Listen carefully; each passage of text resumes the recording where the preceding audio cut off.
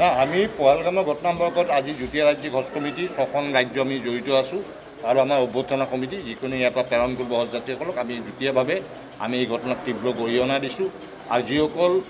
শত্ৰু ৰাষ্ট্ৰ পাকিস্তানে ইয়াত অস্থিৰতাৰ সৃষ্টি কৰিছে তেওঁলোকক সম্পূৰ্ণৰূপে ভাৰত চৰকাৰে ধ্বংস কৰি দিয়ে আৰু যিসকলৰ এজেণ্টসকল অসমতো প্ৰৱেশ কৰি আছে বিভিন্ন ধৰণৰ পাকিস্তানক সমৰ্থন কৰি আছে কঠোৰ বা কঠোৰতম আইনৰ জৰিয়তে তেওঁলোকক কৰায়ত্ব কৰি বিচাৰ কৰি তাৎক্ষণিক ফাষ্ট ট্ৰেক আদালতত বিচাৰ কৰি তেওঁলোকৰ ওপৰত কঠোৰতম শাস্তি দিবলৈ আমি চৰকাৰক আহ্বান জনাইছোঁ। না আমি পহেলগামৰ ঘটনা সম্পৰ্কত আজি যুটীয়া ৰাজ্যিক হজ কমিটি 6খন ৰাজ্য আমি জড়িত আছোঁ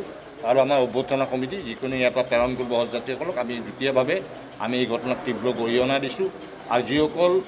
শত্ৰু ৰাষ্ট্ৰ পাকিস্তানে ইয়াত অস্থিৰতাৰ সৃষ্টি কৰিছে তেওঁলোকক সম্পূৰ্ণৰূপে ভাৰত চৰকাৰে ধ্বংস কৰি দিয়ে আৰু যিসকলৰ এজেণ্টসকল অসমতো প্ৰৱেশ কৰি আছে বিভিন্ন ধৰণৰ পাকিস্তানক সমৰ্থন কৰি আছে কঠোৰ বা কঠোৰতম আইনৰ জৰিয়তে তেওঁলোকক কৰায়ত্ব কৰি বিচাৰ কৰি তাৎক্ষণিক ফাষ্ট ট্ৰেক আদালতত বিচাৰ কৰি তেওঁলোকৰ ওপৰত কঠোৰতম শাস্তি দিবলৈ আমি চৰকাৰক আহ্বান জনাইছোঁ। না আমি পহেলগামৰ ঘটনা সম্পৰ্কত আজি যুটীয়া ৰাজ্যিক হজ কমিটি 6খন ৰাজ্য আমি জড়িত আছোঁ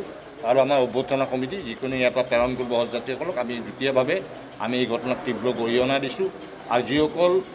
শত্ৰু ৰাষ্ট্ৰ পাকিস্তানে ইয়াত অস্থিৰতাৰ সৃষ্টি কৰিছে তেওঁলোকক সম্পূৰ্ণৰূপে ভাৰত চৰকাৰে ধ্বংস কৰি দিয়ে আৰু যিসকলৰ এজেণ্টসকল অসমতো প্ৰৱেশ কৰি আছে বিভিন্ন ধৰণৰ পাকিস্তানক সমৰ্থন কৰি আছে কঠোৰ বা কঠোৰতম আইনৰ জৰিয়তে তেওঁলোকক কৰায়ত্ব কৰি বিচাৰ কৰি তাৎক্ষণিক ফাষ্ট ট্ৰেক আদালতত বিচাৰ কৰি তেওঁলোকৰ ওপৰত কঠোৰতম শাস্তি দিবলৈ আমি চৰকাৰক আহ্বান জনাইছোঁ। না আমি পহেলগামৰ ঘটনা সম্পৰ্কত আজি যুটীয়া ৰাজ্যিক হজ কমিটি 6খন ৰাজ্য আমি জড়িত আছোঁ আৰু আমাৰ অভ্যৰ্থনা কমিটি যিকোনো ইয়াৰ পৰা প্ৰেৰণ কৰিব হজযাত্ৰীসকলক আমি যুটীয়াভাৱে আমি এই ঘটনাক তীব্ৰ গৰিহণা দিছোঁ আৰু যিসকল